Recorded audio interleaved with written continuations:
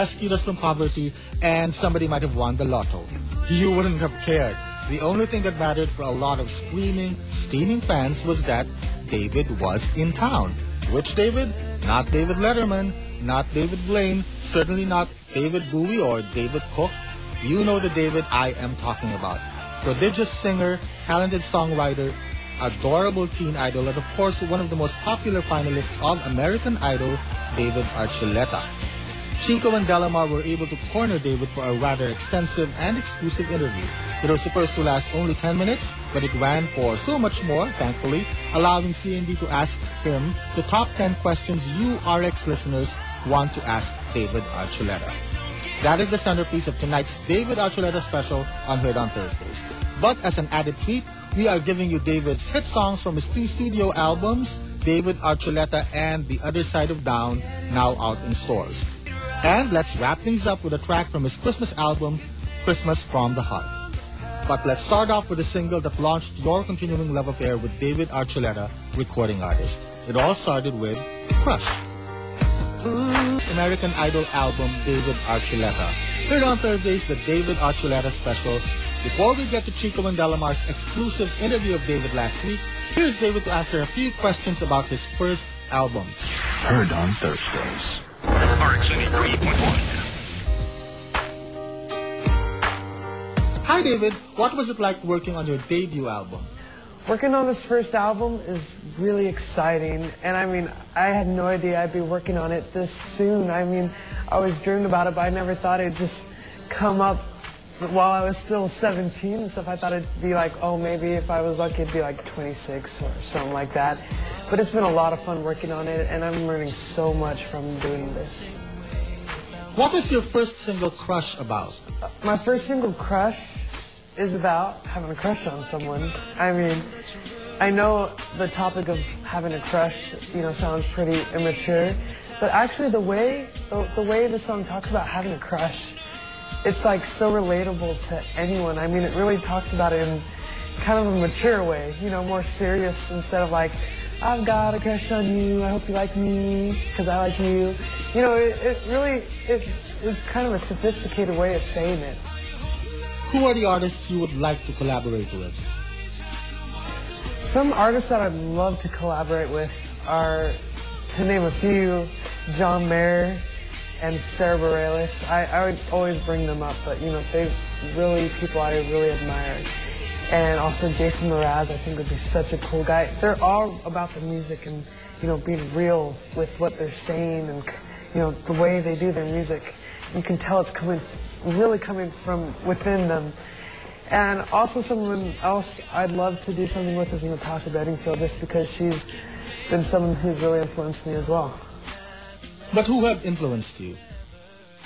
Some of the people who have influenced me are John Mayer and Jason Mraz, and then people like Michael Jackson and Mariah Carey, Aretha Franklin, Natalie Cole, Joni Mitchell, and then Eva Cassidy, of course, and let's see, Stevie Wonder. There have been a lot of just amazing people who've just done a lot for me. David, who is one person you'd love to meet? Someone I'd really like to meet who's, you know, had a big impact on me is Eva Cassidy. Just because she really taught me how, you know, to connect with your song both musically and lyrically, and how much it can do for people, and how the sensitivity is so important.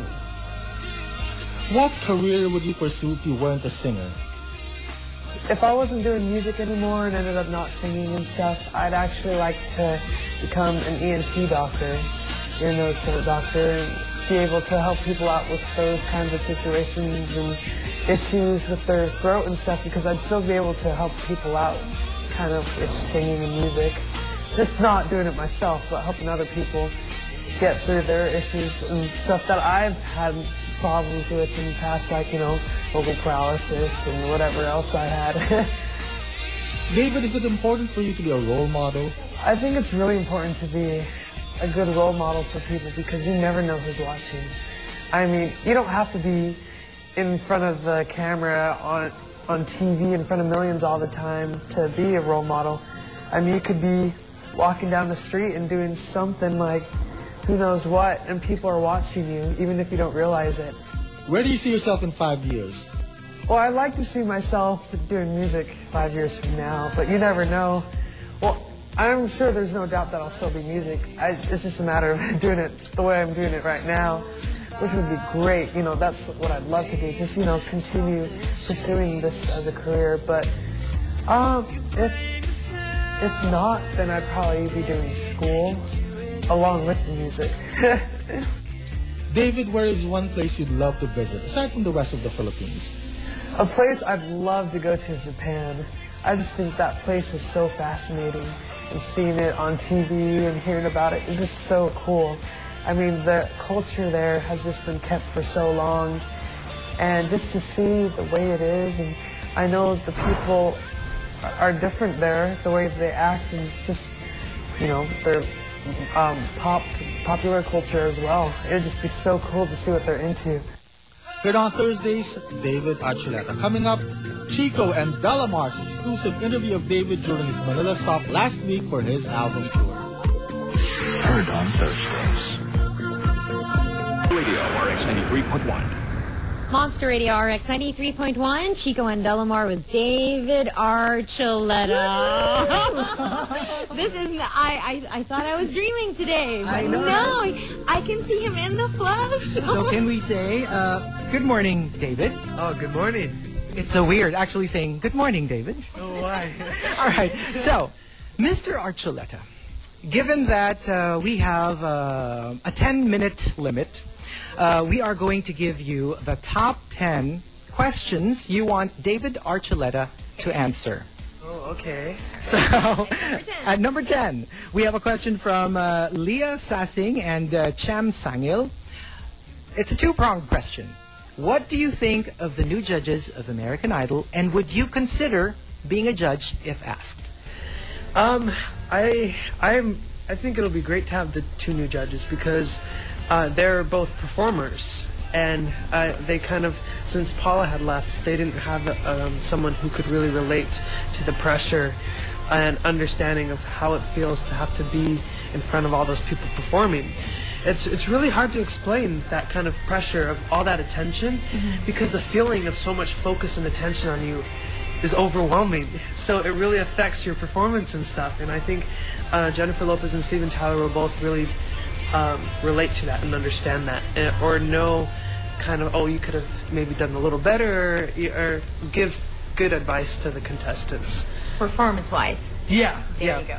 So would you consider, because you're a really nice guy, so I don't know if... Like Paula, you'd be so welcoming. What if it was a horrible performance? Would you be able to tell them that it was horrible? Well, I feel like you can give constructive criticism too. I mean, I think it could be fun to maybe go on. I think they're better judges than me if they were going to look for some. But if I happen to be a judge, I think it's about looking at things that you might need to work on, but also, you know, helping them figure out how to improve it. Yeah. I think that's what's important to do, and I think I'd be willing to do that. Okay.